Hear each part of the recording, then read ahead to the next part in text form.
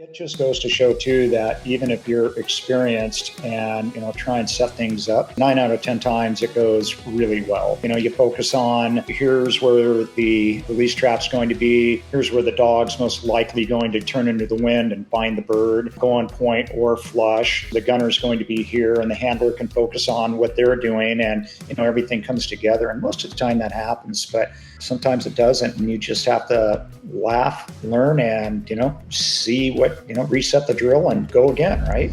People can talk to you when you're working with them, and with the dog you're looking at it non-verbally, and sometimes even if you think that they can do it, they may try to do it from their heart just because they think that that's what you want out of them. And, you're like, no, buddy, we're done today. We just don't need to do these last couple of reps or do this last blind retrieve or pattern blind work or whatever it is. In my experience, people who are able to do that, they mature to a certain point as a trainer. Maybe they've gotten to a different level.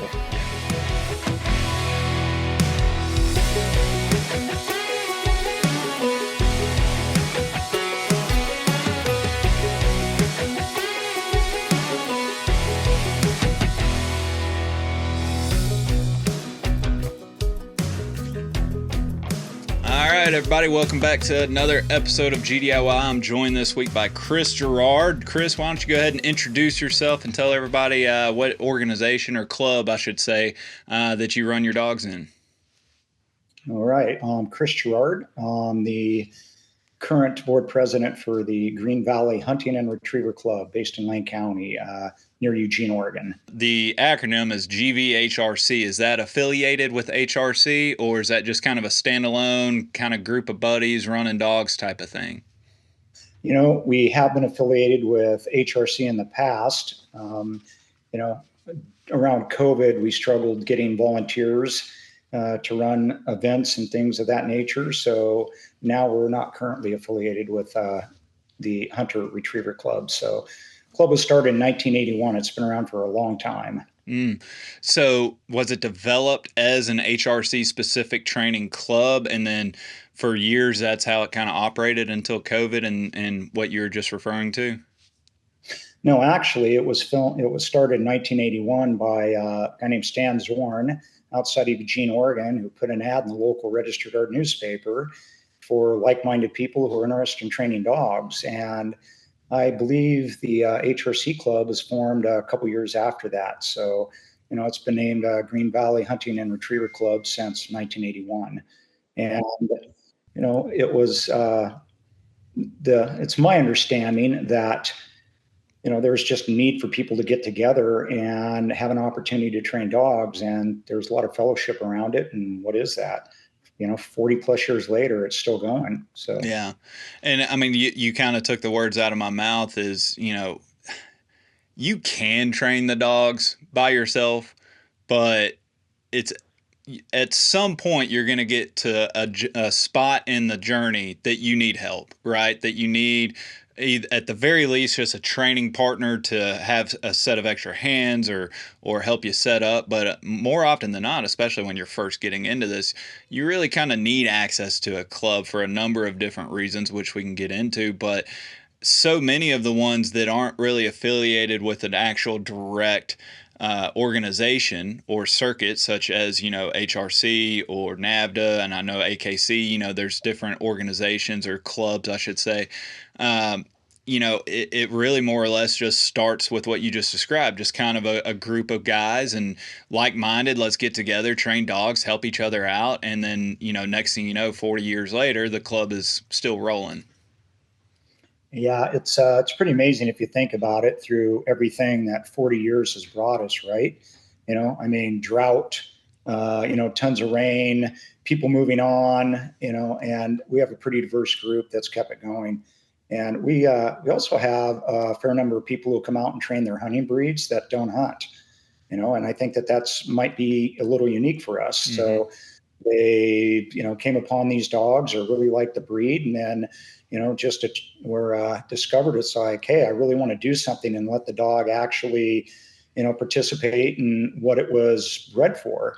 And so I've actually gunned out for some of the pointed braces and upland braces with non-hunters. And that's pretty cool that they're actually there for the dog. So the dog actually fulfills its, it's like mission in life, right? Right. And then, yeah, so we have all levels of people in our club, from, as I mentioned, non-hunters to people who compete all across AKC, HRC, NAVDA. And, it's interesting. So the training is very much designed for people who are into it, that they can pursue those things. Yeah. And, you bring up a good point to where, okay, they're not hunters, but they're still coming out. And this is how you kind of hook some people in, right? They got the dog. Next thing you know, they recognize that their dog needs some sort of fulfillment or activity or job, probably to make them a better companion inside the house. And who knows, they come out, they get hooked because their dogs are part of the family. They like to see their dogs succeed. They like to see their dogs develop. Next thing you know, they might be sitting in the duck blind next to you come season, just because it started with them wanting to make their dogs happy and lead a fulfilling life. And that's what we talk about, kind of the organic, natural, recruitment. The word kind of gets thrown around a lot when it comes to bringing new people into the space, but more or less you get people coming into it just in more of an organic fashion than maybe you just reaching out, cold call somebody or a buddy. I'm like, hey, why don't you come try hunting for once? You have some people with some kind of vested interest in exploring that option. Yeah, I couldn't have said it better myself. I've hunted a couple of times with a woman retired teacher in the group who had a Labrador Retriever. And if I remember that correctly, she was in a parking lot at a home improvement store and having some trouble with her lab. And, somebody said, you look like you need some help with that. And so she started, joined the club and started going to the meetings. And I hunted with her, several times last year for pheasants. And now she, carries a shotgun, but she didn't start out that way. She started out just having people gun for her and, things of that nature. And then, she absolutely did exactly what you said. And, we had a blast together. So it was super fun when I spent time with her out in the field. And she's currently one of our co-retriever group trainers. So it's, I have to say that I really enjoy seeing that aspect of it. Yeah, just a chance meeting at a hardware store leads to somebody that actually has skin in the game and a worthwhile or participant engaged member within the organization. I mean, you can't beat that, and that's what that's why it never hurts to ask or invite somebody. You recognize somebody's having issues with their dog at Lowe's, I think you said, or Home Depot, the hardware store, whatever it was. Just invite them out. And next thing you know, there's somebody in the club that you have memories with now. Yeah, and it also grows the circle of people who are involved. It's a benefit to have as much diversity as you can. And I mentioned in our phone call yesterday, talking about this, that our club trains all kinds of hunting breeds. We have flushers, we have pointers, and it's interesting. And we can discuss how we're structured and how we play to all of those strengths and work with the different people and owners of their dogs, because it's not always easy when you or a retriever person and then get thrown in with some pointers and you're like, okay, I got to figure this out, but it's forced me to learn a lot too. Right. And that right there, that really sounds intriguing to somebody such as myself, that I love a variety of perspectives. I love a variety of approaches, because I find that, that's the best way for me to learn, is to just kind of consume everything that you possibly can and watch. And, I am a believer overall that dog training is dog training. It's just, the end goal or the destination might be different for everybody. But let's be honest, is that something like that's where you start mixing pointers and flushers, or I run in this organization, or I have a different end goal than you. Let's face it, you put three people in the room, you're going to have some sort of politics, right? And so when you start mixing and matching what everybody's in the club to train for, usually that can create some kind of friction amongst members, right? So the fact that you guys can have such a diverse interest or pursuit from your members, it's a testament that you guys recognize that, hey, we're here for the dogs and we're here to train dogs, and we're not really ascribing to any one particular circuit or organization. We're just here to try and make everybody's lives with their dogs a little bit better. And that's the type of stuff or environment that I am attracted to myself. Yeah, it's interesting that you mentioned that because it pretty much works that way. I'm not saying that we don't have some controversy here and there. That's just life, and you mix enough people together and, group dynamics, that's just how it works sometimes. But I'd say for the most part, we do a pretty good job. For instance, I'm one of the co-trainers this year with the vice president of the club, Robert, in the foundations group. And then we have a intermediate pointer group. We have an intermediate retriever group, and we have an upland class that works with, spaniels and flushers. And then we have pointer braces, which we now call upland braces, because we also run our flushing dogs in those braces. And a lot of times you try and pair up flushers with, other flushers. But I've ran my lab, numerous times against pointers in the braces, and it's a fun competition. We used to have a competition every month that you would score points, and then at the end of the season, we had what they call a Super Bowl, and then, you would crown a first place, champion and second place and hand out ribbons. And then on the retriever side, we would have a 10 singles competition, which we still do. And, it's fun competition. And then we would crown a, like a 10 singles champion.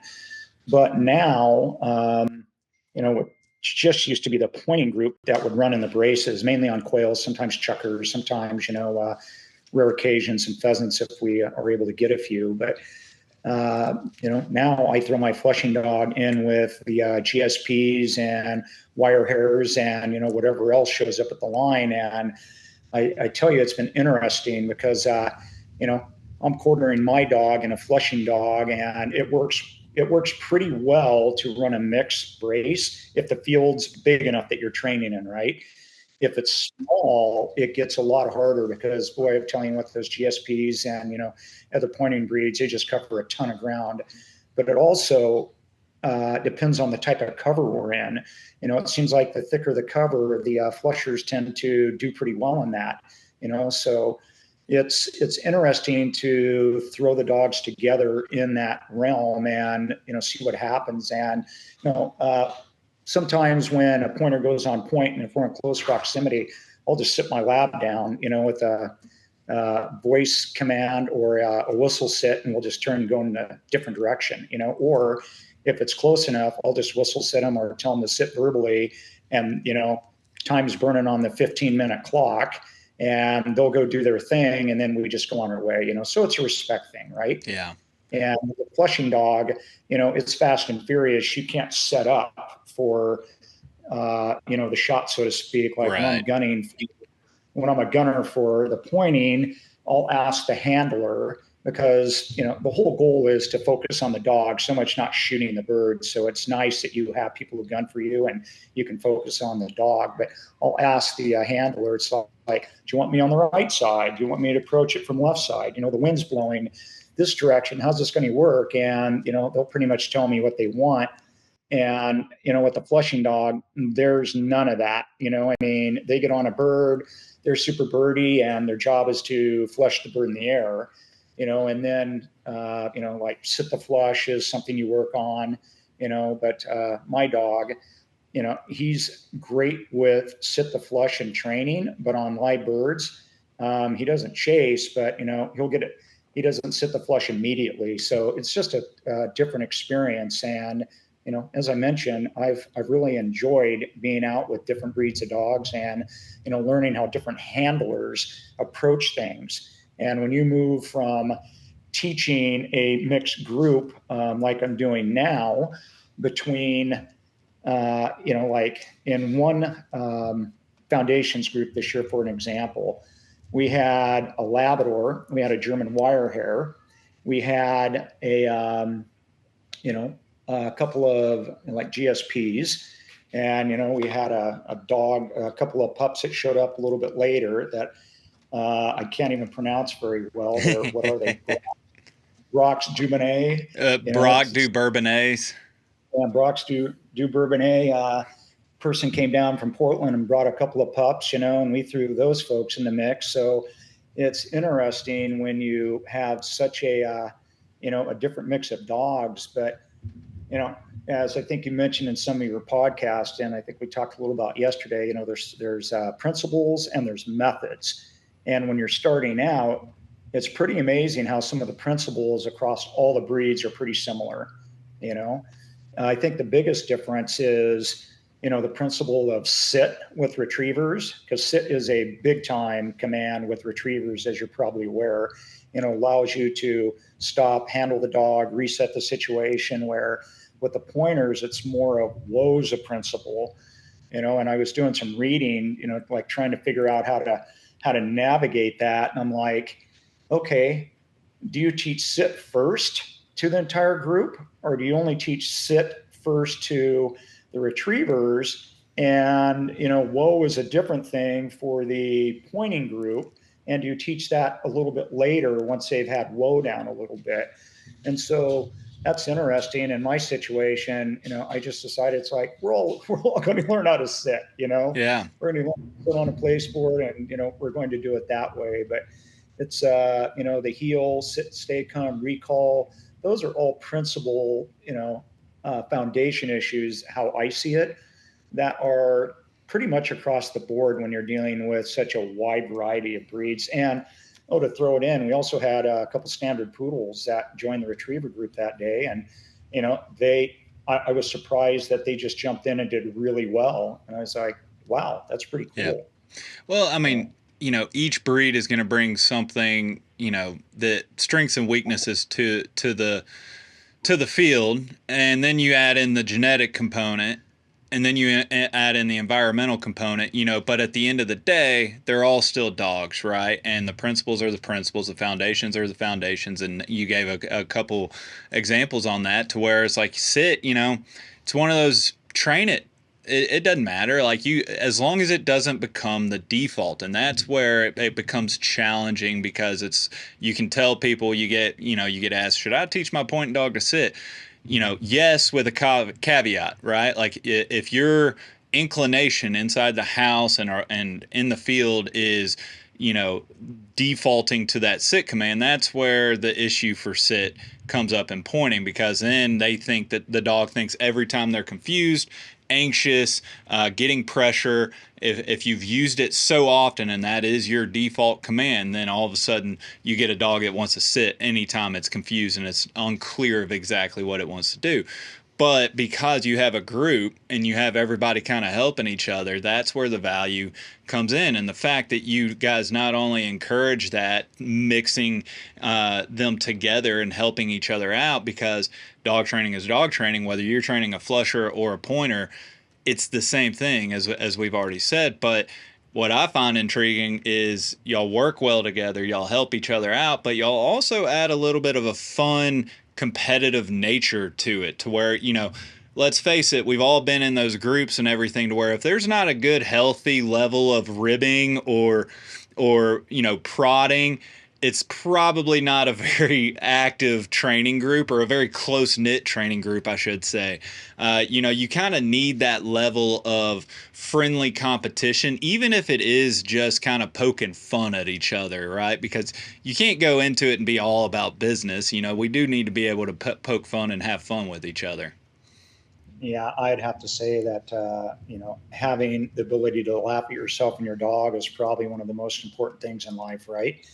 I mean, dogs aren't robots, and no matter what you do and how much progress you think you've made, especially like out on a duck hunt or upland, you're just like, oh my gosh, did we just do that, or did I just do that?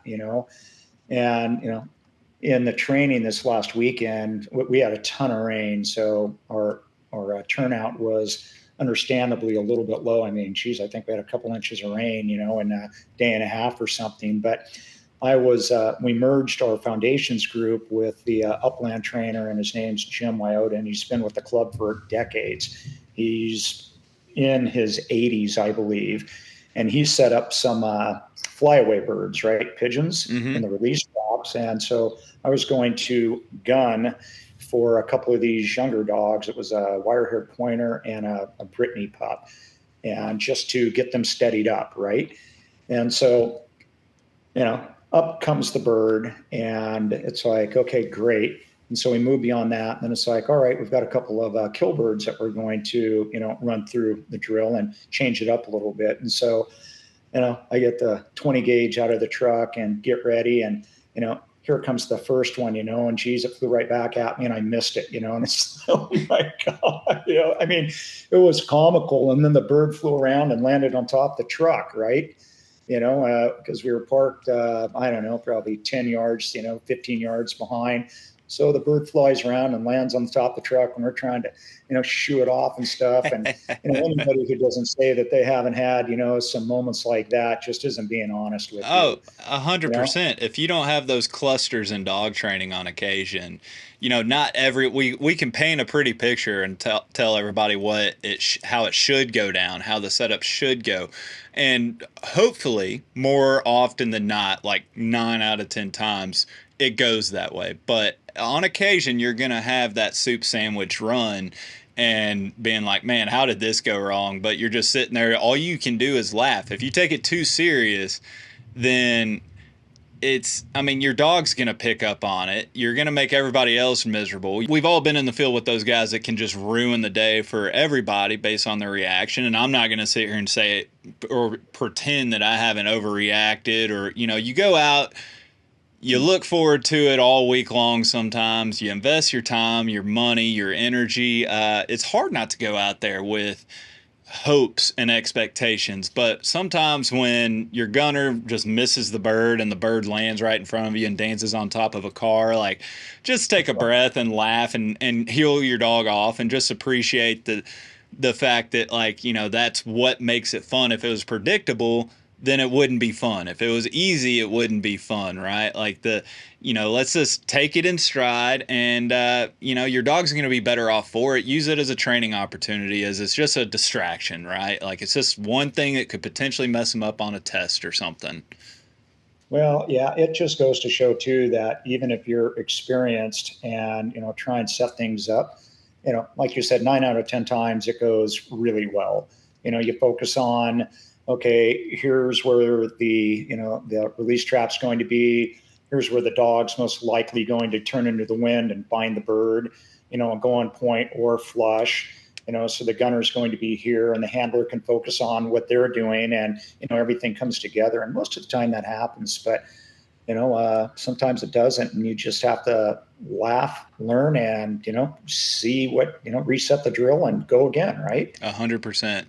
I gotta ask. Obviously, you're a flushing dog, so you're helping the pointing dog guys out in the field and everything. Are they helping you guys out equally in the retriever setups? I'm assuming that you guys are setting up marks and blinds and all that stuff. Are they involved with you guys just as much as you are in the field with their portion? It just depends who's there and who's around. We've had some pointers that have been great utility dogs and worked with retrievers in the past and, been heavily involved in that. And, this year it's more the retrievers are, working on all of that. We have the wingers, and, it just depends what level dogs show up and what they're working on. But yeah, there's some crossover, from time to time. But most of the time lately, the crossover comes more in the upland braces, which we call pointer braces, but now, I refer to them as upland braces because, we're running our labs in those. But we do have some people who, for instance, I've got a friend, he's actually, Matt and Tess, they qualified for AKC Retriever Breed Nationals over outside of Madras, Oregon, and it's going on right now. And so he really wanted to improve like duck search for NAVDA, and talk to us about that. And so there is some crossover. It just depends what people's goals are, what they want to accomplish with their dog. Yeah. So well, and we've spoken about the the benefits of just having training partners and having experience and other people to help you and lend a hand. But I think when we talk about a club, maybe somebody's listening to this, maybe they aren't exactly the most sociable or people person. Let's face it, not everybody gets into dogs because they're people affiliated, right?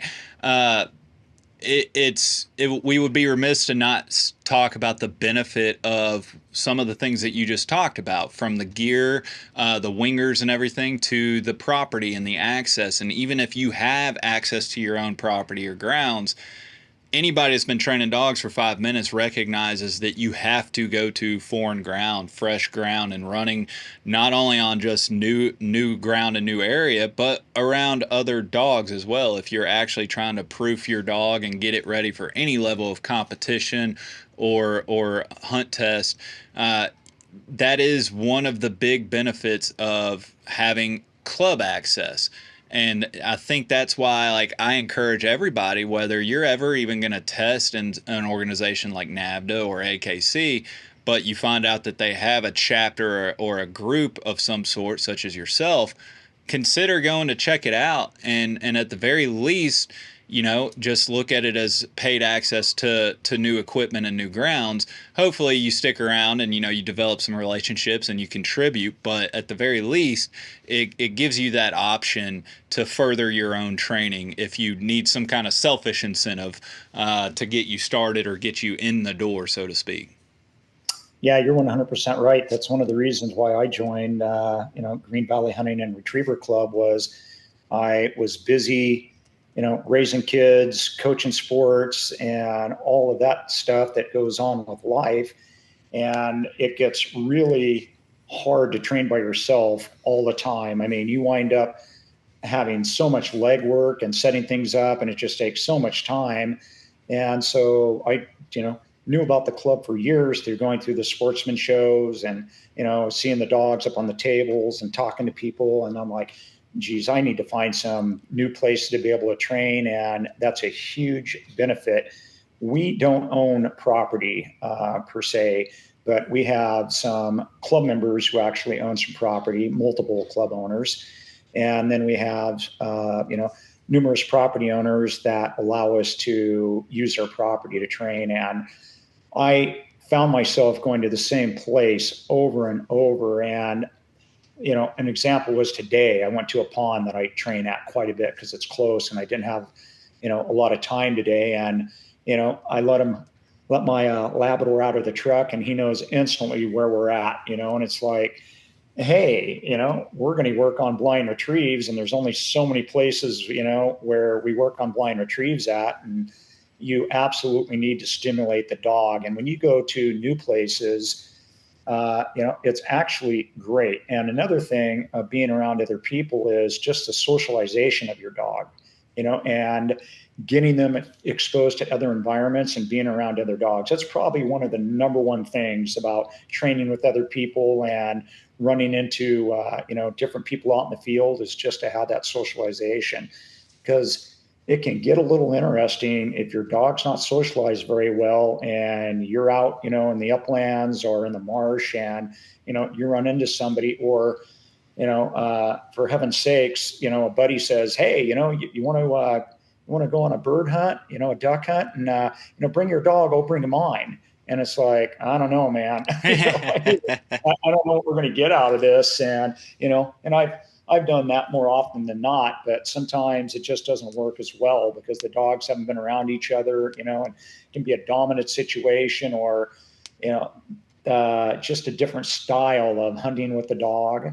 Yeah. And, like, we work on a lot of blind retrieves because, I'm a duck hunter, so I hunt out of blinds a lot, or sometimes a layout boat. And not very often does my Labrador, who's sitting down in the blind, see where the birds wind up. Right. So we, but yeah, I appreciate you bringing that up, because the ability to join a club that has all the equipment and access to different properties is huge. Yeah. Well, I mean, just the equipment alone, it's so expensive to, even if you do have your own grounds. And I can speak to this from personal experience. I have my own grounds, and I'm slowly developing, the training compound to where it's like, if you can't train your dog with what I have here, then you just can't train your dog. Uh, when you start seeing some of the price tags on some of this stuff, you recognize how kind of group cost sharing really, it really goes a long way in this game. Especially, I mean, let's face it, man, especially in the waterfowl stuff, the wingers and launchers and that stuff, you're dealing with mud and water and gunk, and hunters aren't exactly known for being the easiest on equipment. So you're constantly replacing pieces, and just electronics. It gets expensive real quick. And then the socialization aspect of it, I mean, essentially you can group the running in the new grounds with new people and new dogs all under that banner, because I think a lot of people, when they get into this world, they recognize that, okay, my dog needs to be socialized, and they think that that is just get them around other dogs, but it's so much more than that. It's getting them in different environments, getting them in different areas, getting them in different around different people. And if you're relying on just going to PetSmart, you're not really getting the dog around the other type of dogs that you're going to typically share a duck blind or a field with, and just getting yourself around like-minded individuals to where you can count on, if you go to your group day, you can count on at least everybody there having some sort of like-minded interest as you and your dog. You're not going to go to the dog park to where fill in the blank with what kind of mess you might come across there. People, they'll go out there without a lick of training, and then their dog attacks your dog, and then you're just sitting there. It's never a good thing. Like, I try and avoid dog parks at all costs, but something like this allows your dog to get access to numerous dogs at one time, and it probably, knock on wood, be set up for a more learning or inviting environment to where less negative things can happen. Yeah, dog parks are an interesting dynamic, and we'll leave it at that. Dog parks are great, for some individuals, and they're also pretty challenging, for in other situations. So, but it is interesting, that socialization piece. As an example of that, I went on a duck hunt at Fern Ridge Wildlife Refuge. It's right outside of Eugene, and hunted standby, and myself and another club member named Alan, drew a blind. And so we had my Labrador with us, and we started out in the parking lot, and you're, BSing with the other hunters and stuff in the morning. It's exciting. They're getting their gear ready. And we head out on the road and past these guys with a big decoy cart, and they had a black Labrador. And we get a couple hundred yards up the levee to go to our blind, and all of a sudden there's this second dog with us, and it's like, huh. And then he starts, being aggressive with my dog, trying to be dominant and stuff. Mm-hmm. And anyway, we're wading in water, up to our waist, and we got up to where our blind was, and Alan turned around and just like, get out of here, Yeah. And, but it was interesting. And then we heard the person, like yelling for their dog. And it's like, so from a socialization standpoint, that could have went pretty bad, right? Mm-hmm. And so one of the reasons why you go out, and the advantages of joining a club, is you hopefully work those things out before you start going out in the field and on hunts. Not always, but it's nice to know how your dog's going to react and what it's going to do around other dogs, so you have some idea. And once again, if you train by yourself, it's hard to figure that out. Yeah. And like, my dog is a pretty mellow guy, and he does act a little differently around, some dogs that have been, like a little aggressive with him, and it's like, okay, but I know that. It's like, okay, this dog, you're reading their body language, because, being able to read a dog's body language is huge. And you may think that you're great at it, but you really should spend some time, if you haven't. I'm sure many of the people who are listening to this know exactly what I'm talking about. and be able to look at your dog and figure out, it's like, oh, okay, this is going great, or I'm starting to see signs where it's crossed the line a little bit and I need to intervene. Yeah. So. Oh, absolutely. And, just reading the body language again, another benefit of being around a group of people and groups of dogs, especially starting out, you need that hands-on experience. You need to see as many dogs as you can, because if you struggle picking up on body language, it's funny, I've been around a number of people whose dogs, I'm not going to call them aggressive, but let's just call them reactive in certain situations, right? Like they'll lash out at another dog or what have you.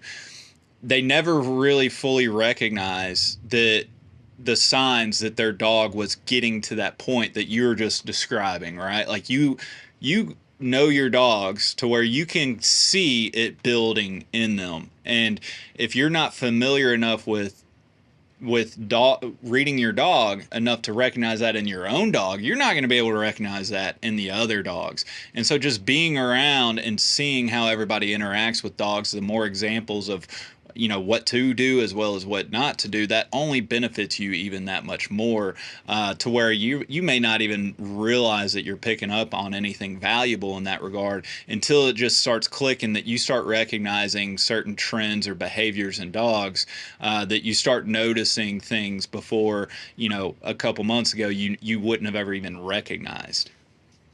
Yeah, it's interesting. Probably one of the most valuable lesson that I learned, and I told him this just recently when I was talking to him on the phone. It's from Dave Carey. He's a pretty well known retriever guy in the area, and he's one of our lead retriever trainers in our club. But we were at an orientation where all the new members come, and you demonstrate backing with the pointing dogs, blind retrieves, mark retrieves with, and then there's a flushing drill, and then there's some obedience work as well. And so, Dave is an excellent trainer, and one of his dogs was going to be, in the retriever demonstration, and it just wasn't prepared to listen. And so he got it out of the kennel and got ready to go, and came to the determination just that this isn't going to work today. And he put his dog back in the kennel. And, it's like, we're just not ready to go. He's just not ready to learn and do what we need to do. And I told him, I'm like, that was probably one of the biggest lessons that I've learned about dogs in general and just in life. It's like, hey, if you're not ready and have a situation to be successful, you have to seriously think about it. And that stretches on to asking your dogs to do things that they're not ready for too. So that's a lesson that extrapolates, has far, reaches far beyond just that one day. Yeah. And, I really appreciated that. It's like, yeah, that can't be easy to do, especially, but, I think it also was a great lesson for everybody. Once again, it's like dogs aren't robots. Sometimes you get ready to train and, it's just isn't going to go how you think. Yeah. So you just reset, and then, the next day you get going again, right? Yeah. I mean, my Labrador today, I could tell after a few water blinds that, it's like, okay, he's done. We're done now. He's reached that point where it's time to go do something else, and then we went through a few fun bumpers, because he just had reached that limit and, was kind of slow. We were working on water blinds from land across a strip of water and, back on land and into some cover. And then, he'd have to come back. And, so I set up a couple of different scenarios, and we were about halfway through what I want to do, and I went, okay, you know what, we're not going to make that today. We're going to wrap this up, and just go on our way. And loaded him up, came home, and and now he's sleeping right on the floor below my feet. So well, he had a good day, I had a good day, but it just wasn't exactly what I thought we were going to do today. Yeah.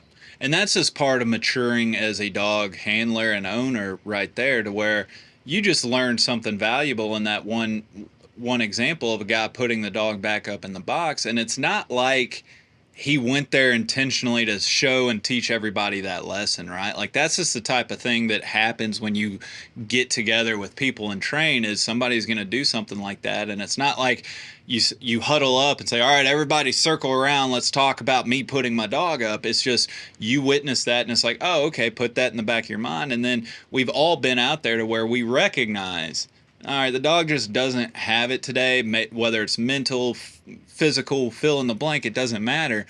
But because we went out there to do it, we still, even though we know that that dog is not, it's not going to go smooth more than likely, we still ask the dog to do it. And then you're just injecting a situation or an opportunity to create conflict between you and the dog that you're not going to get anywhere with. Like you're asking for something that you're going to have to just bang your head against and force your way through, or it's just going to be lackluster. Like there's nothing that you can really hope to gain out of that situation. And having the wherewithal to call it before it even happens, that's when you recognize like, oh, okay, it goes back to reading your dog, right? It's I know my dog, and let's not be counterproductive in the long haul just because we're here right now. Yeah, and I've also had Dave tell me in training situations, he's like, "Why don't you get your dog a drink of water?" You know, Yep. and it's like that's great advice. So being open to have other people be able to sit on the like outside of your sphere of handler dog who's a trainer and take a look at that, that can be really valuable because it's super hard to see things in yourself, right? It's like, my Yeah. dog, Yeah. and so having experienced people that are able to do that for you is golden. I mean, you can't pay enough to have that advice sometimes, and unfortunately, sometimes some people don't want to listen to it, and it can be hard for them. But I would say for the most part that the folks that I'm involved in, that they actually appreciate that. Yeah. And once you think about it a little bit, you're like, huh, you know, they were exactly right, and I need to get on board with that, Yeah. because I need to change some of my behavior. And the interesting thing, as we talked yesterday a little bit, I coached high school track for 10 years and a year at a community college. And people can talk to you when you're working with them. They may not be always honest, but you can interact. And, it's like, hey, I'm a little tired today. I'm a little sore. And, I just don't want to do this last 200 repeat. I don't think it'd be and with a dog, I mean, you're looking at it non-verbally, and sometimes even if you think that they can do it, they may try to do it from their heart just because they think that that's what you want out of them. And you're like, no, buddy, we're done today. Yeah. It's like we just don't need to do these last couple of reps, or do this last blind retrieve or pattern blind work or whatever it is. Yeah. And so it's I'd have to say that in my experience, people who are able to do that have matured to a certain point that well, they matured to a certain point as a trainer. Maybe they've gotten to a different level. Yeah. So I don't know if you 100%. can. Yeah. And I mean, sometimes you just need that kind of the fresh eyes. If we're so focused in and honed in on our dogs, we're so close to it happening. Sometimes we can't see the forest through the trees. And sometimes you need that outside perspective of that 1,000-foot elevation and say, hey, why don't you put the dog up? And really, more or less that kind of falls into training etiquette, right? That this is something that when you train with anybody, I don't care if it's through a group or you just have a buddy come down, training etiquette and do you guys have a nice little flow or chemistry in the field? I know that can kind of sound corny to a lot of people that may be unfamiliar with it, but I swear sometimes it can be as hard as, finding a good training or hunting partner can be as hard as finding a good spouse nowadays. Harder. Harder, right? Harder. Everybody is so passionate. Everybody wants to get to the end goal of where each prospective person wants to go. but they have their own thoughts and their own opinions and their own mind. And let's face it, we don't have the obligation to see eye to eye with them that maybe we have to with, you know, our friends and family. Right. So as a club, I want to, is there a certain way you guys go about handling the etiquette? Do you guys kind of have club rules? Do you have a certain setup, running order? You know, how do you guys typically go about running your training days? And then how do you bring new people into the fold to where, like you just said, if you give somebody that's maybe not matured as a trainer advice, maybe they don't take it well right off the bat. So how do you kind of handle those instances? Yeah, so we're a nonprofit club, 503c1, I believe. And so we have bylaws that govern the club, just like many clubs, right? And so, you know, sometimes, and it hasn't happened very often, but people just don't agree with the training we're engaged in, or what the certain training group is working on, and sometimes it just doesn't work out, and those people move on. It's just not a good fit, and that's okay. I mean, that's part of figuring out that this just isn't where I'm at, and this isn't a good fit for me. It happens in life. So what we typically do is, you know, much like a lot of clubs, we have a core group of people that do a lot of things. And so we encourage people to volunteer at the events, learn how to plant birds, help set up, take down, and all of that good stuff that makes the flow of the days go better. But we have a board meeting after every club event monthly. So, like, we're meeting tomorrow for a monthly board meeting, and we'll recap the event and debrief how things could have went better, how the setup could have been better, who showed up, what dogs were there, and how it went, and just how we do things differently. And then we start planning the next event, because the property has a lot to do with how we set things up. Does the property have water? Is the property smaller than where we were at last time? And then the trainers, they talk quite a bit outside of those meetings about what we're going to work on, and how the flow is going to go. And one of the interesting things, and I heard it on one of your other episodes, I think it was on NABA, how to grow your chapter, and things recently. And it was, the trainers get to run the braces first, and so everybody's going to volunteer. And the way it works with us is typically you'll get a break, and depending on where you're paired up with. And so there's usually two trainers in the group, or two group leads. And so if one person is, running in a brace, they'll get a break to go do that. And if, say, I finish early in my group, the foundations group, and we work through it fairly quickly, and we take a break, and it's like, okay, we've accomplished that, then I'll try and jump in and help gun on the gun for people and plant birds, and we encourage people to volunteer and do that. And it's not always easy to get people, because I mean, I'll be honest with you, before I started planting birds for braces, it's like, hey, show me how to do it, and I think I'm a pretty outgoing person, but I don't think the majority of people, they may not be as outgoing. So you have to be really inviting and engaging, and go up and talk to them and try and engage them and get them interested in what we're doing. Because they I think you mentioned it, they've got some skin in the game because they were there with their dog, and it's a progression situation too. So as you move through the different training groups and the different levels, as your dog moves to the foundations and either into the intermediate retrievers or the intermediate pointer group, and then starts running braces and working on quartering fields or whatever it is, it's nice if you can get people involved in helping with that. Like, here's how you run wingers. Sometimes the electronics on the wingers don't work, so you need people to go out and load the wingers. And there's a certain way that you do it. If you're using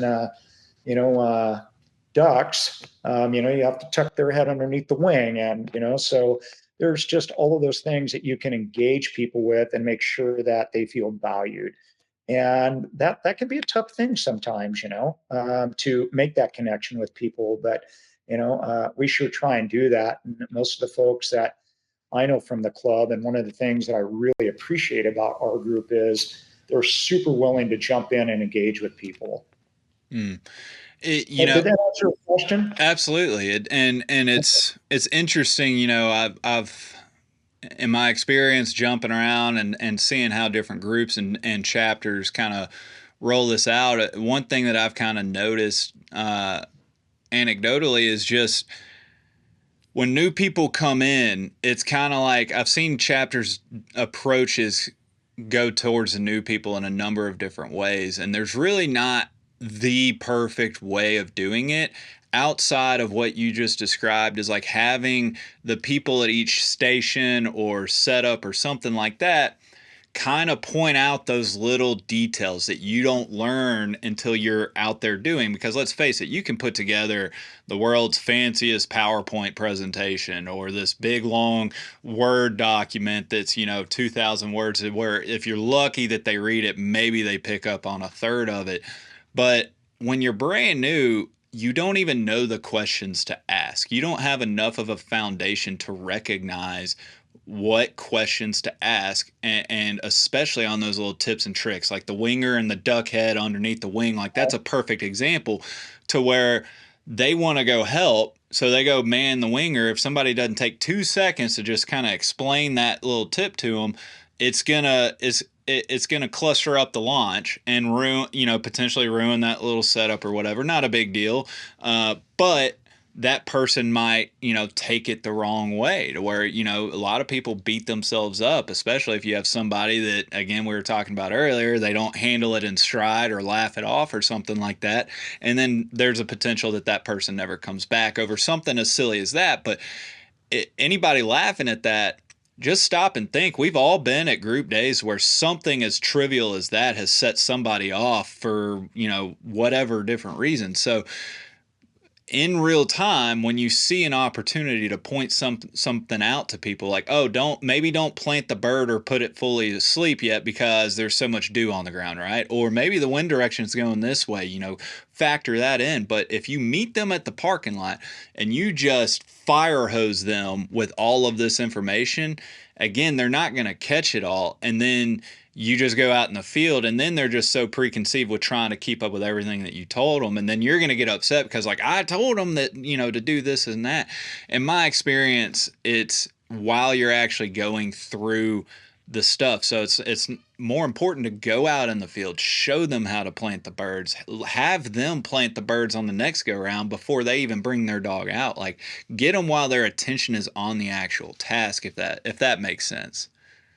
Yeah, you know, I'm a pretty visual learner when it comes to those tasks. Yeah. And loading a winger, you think would be simpler than it is. Like they're not all the same when you pull them down Yeah. and flip the D ring or the loop or whatever. There's a couple different mechanisms, and like the other day we had a little different one, and I was just like, "How's this thing work?" Right. And after it didn't go, had a bumper in it and it didn't launch as far as we want. There are three of us out there looking at it. It's like, man, we messed that up. But it's just one of those things where you're 100% right. You have to meet people on the level where you're at.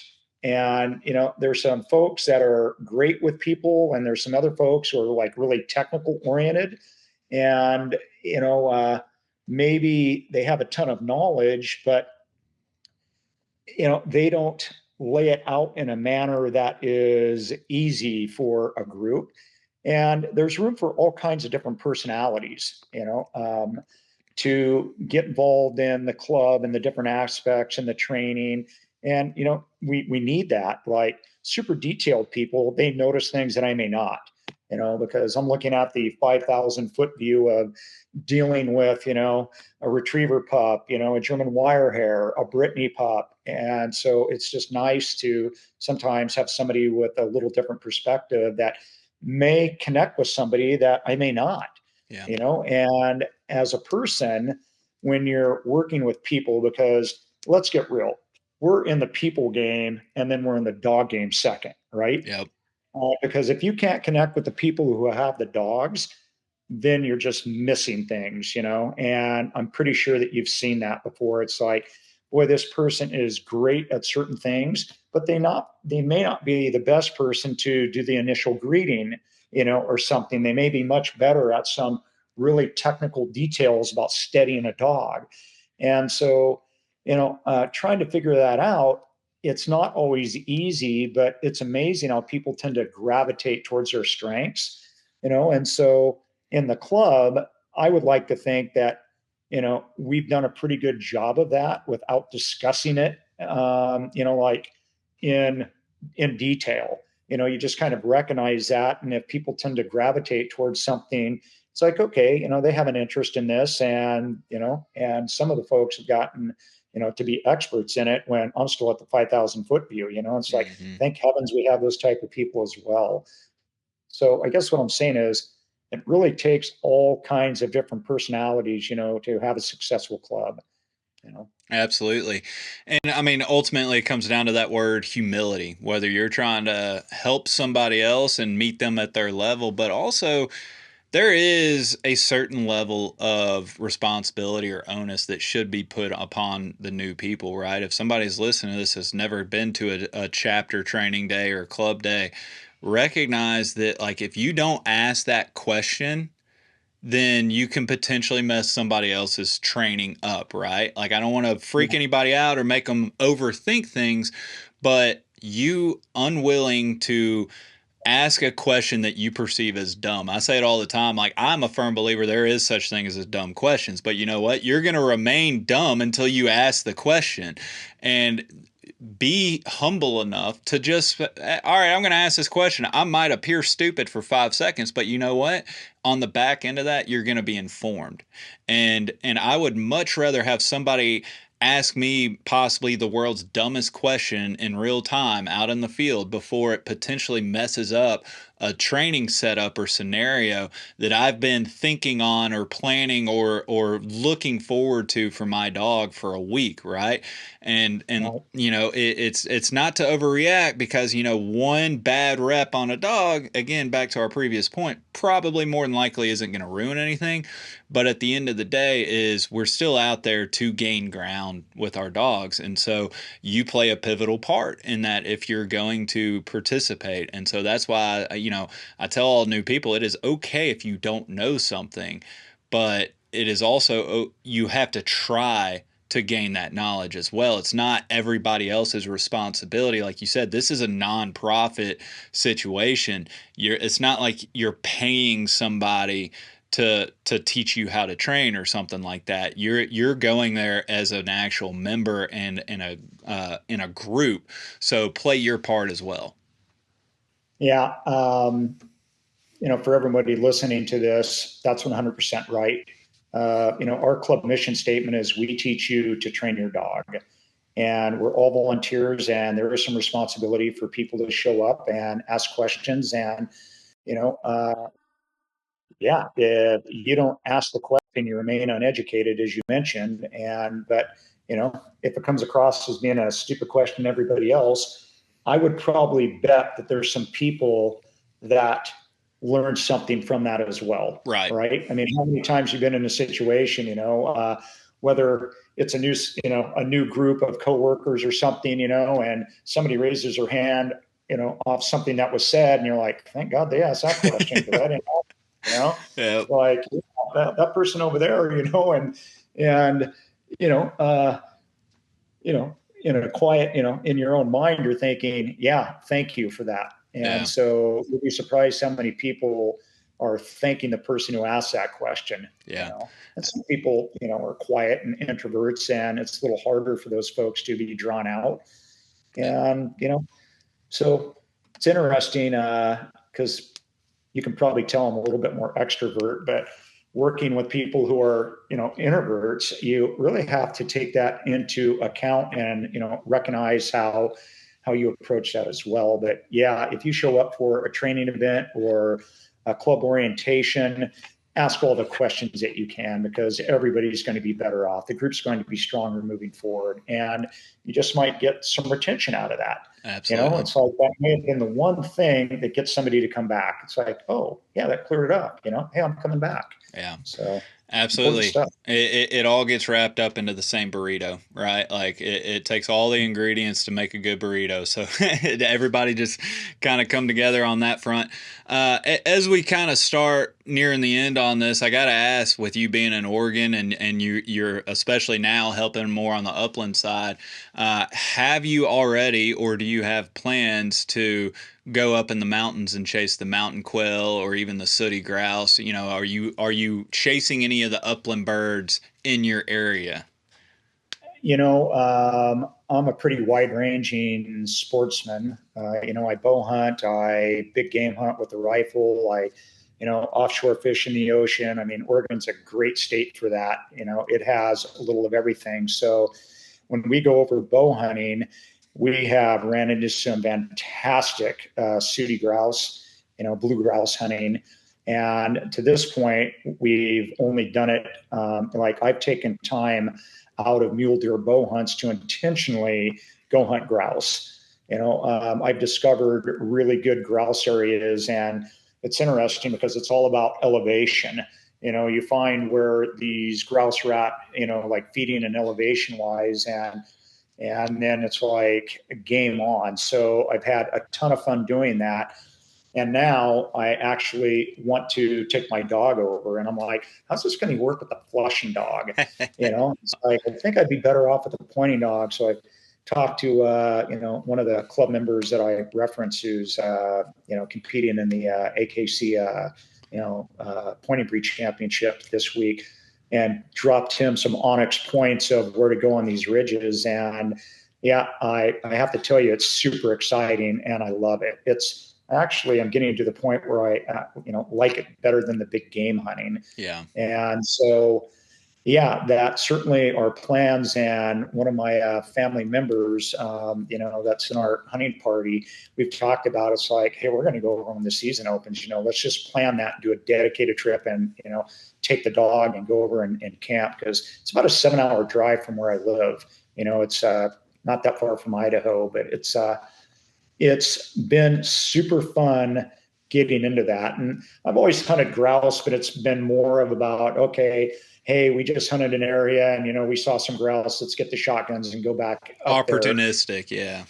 Yeah, opportunistic instead of, we ran onto a bunch of grouse in a roost area about a half an hour before shooting light. And I mean, we ran into a tremendous amount of what I consider grouse in our area. They're probably, somewhere in the neighborhood of 30 to 40 grouse that we just ran onto. And we got pretty excited about it. And we kind of blew it because, grouse always fly downhill, right?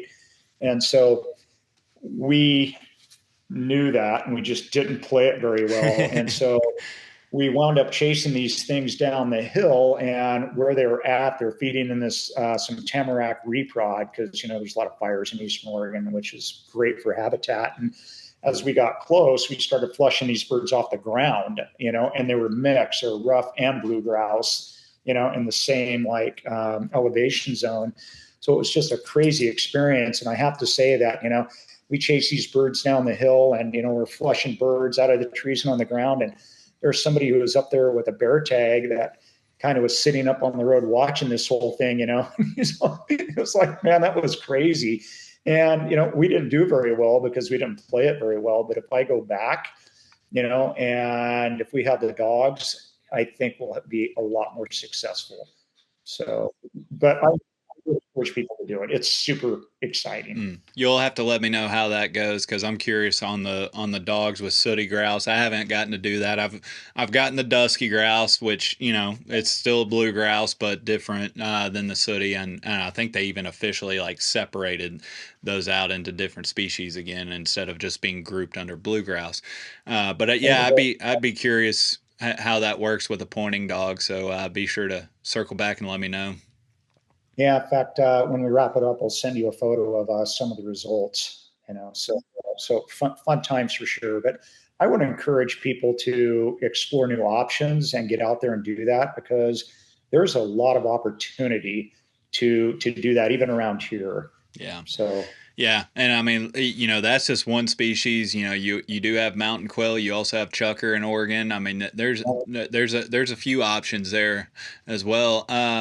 Well, Chris, as we wrap this up, as a listener, you're probably familiar. I like to end all these with asking the guest, "What's something I should have asked you that I didn't?" whether I have a bias towards pointing dogs or retriever flushing dogs. Well, go ahead and So hit me with it. I would say that I like all breeds, and having had the chance to, enlighten myself and be more exposed to the pointing breeds, that it's my goal in the next year or so to introduce a pointing breed into my house. Nice. Are you leaning So towards a specific breed? well, any GSP pups, or like these Brocs. I'm not pronouncing it right. That my friend Mike has the Brocs Juvenet, the French pointers. Those pups. Yeah, at this point in time, it's like, hey, I'll take any of them, right? Just because I'm enamored with I like all kinds of dogs, Yeah. but I'm thinking that it will probably be a GSP pup. Okay. And for me, I primarily had males. I'm on my, this is our fifth Labrador, and we've had one male out of the five. So I'll probably choose a male for no reason. I could fall in love with a female pup, and that would work great too. So, But yeah, well, I mean, the males. I mean, everybody kind of has their own vibe. I like my female dogs, but the majority of my friends, they're just all male dogs, and everybody has their own preference. yeah, but I'll probably run out of time before I run out of dogs that I want. Right. I mean, you see your friends' dogs, people you train with, and it's like, oh, that's a great looking Brittany. I mean, there's validation. Yep. And then you win a brace with, a GSP, and you're like, well, I think I like the liver and tick. And it's like, man, I tell you what, the black and tick dogs are great too. Yeah. So there's just, but there needs to be a lot of research. That's one of the things that I would also, if you're new to the hunting dog world, is, take some time to figure out what kind of person you are and what personality you have, and, try and pick a litter, a pairing that will match up with you. Right. Yeah. No, that's great advice. And yeah, I mean, everybody has their preference on breed, but I'm kind of with you. You're speaking to the choir on that. It's the way I say it is, I have my own personal preferences. There's more breeds that I would like to have than otherwise, but it's just one of those things to where, honestly, if it has a nose and chases birds, I'm gonna like it. I may not own it, but I'll enjoy it. Yeah, I would literally have 5 or 6 dogs. And what's interesting is, we're transitioning towards retirement and traveling more. And we've always had 2 dogs, like dogs in pairs, and they've been staggered 3 to 4 years. So when one of my retrievers ages out, they live a great retired life until the end. And, so you always have a dog that's huntable. And at this point, I'm thinking, if I had more time, actually, how many dogs can I afford to kennel when we're traveling, either out of country or across the U.S.? It's like, what's it cost to kennel 5 or 6 dogs? Dog math is dangerous. Don't go too far down that rabbit hole. Dog math can be dangerous. It can, but it's fun. But just like any addiction, you have to figure out and temper that, right? Yep, absolutely. Moderation. Chris, Yeah. I enjoyed it. We covered a lot of ground and just talking about the importance of clubs. And, it's one of those things, as we spoke about yesterday, especially you leave the gun dog world. I would say the working dog world really has the club days kind of more or less figured out, at least from a productivity standpoint and everybody kind of coming together with one kind of shared interest or goal in mind. But there are areas within the gun dog world. We've mentioned a few of them. Your option or your club is one of them. I think that there are plenty of options out there for if anybody's out there looking for help, guidance, experience, what have you. Do a quick Google search and find a club. If you're interested, if you're in the Oregon area, check the show notes to this episode. I'll have the link to the Green Valley Hunting and Retrieving Club. And Chris, I enjoyed it. Thanks for taking the time this evening. Yeah, I appreciate it, Nick. Thank you very much. And, I enjoy listening to your podcast. Perfect. Take care. Yes, sir. Thank you.